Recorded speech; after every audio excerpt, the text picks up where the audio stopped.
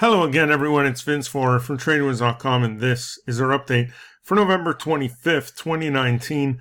Let's take a quick look at today's markets. We did see stocks closing higher today. The Dow was higher by 190 points, really led by healthcare and technology. We'll get there in just a moment.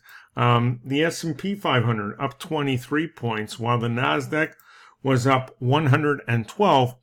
And the small caps finally breaking out of this range here, hitting a new high. The Russell 2000 higher by 32 points today. The bond market also traded higher. The yield on the ETFs sits at 1.757%.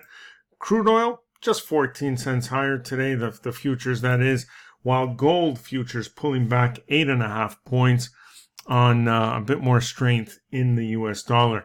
Let's look at the technology ETF, just about hitting a new high here, but beautiful trend, beautiful momentum in place, while healthcare honestly has been strong for a while now, hit a new all-time high today at 99.43.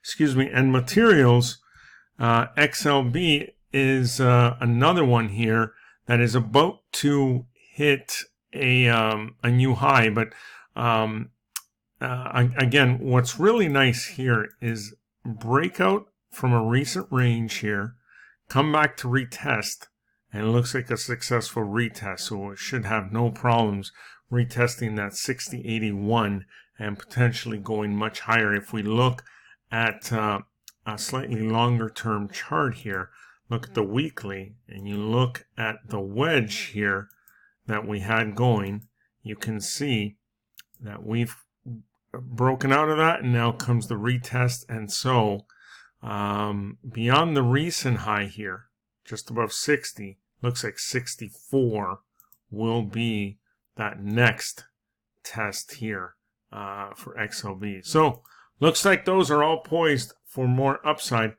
but that's about it for now. Enjoy the rest of your day, and we'll see you on our next update.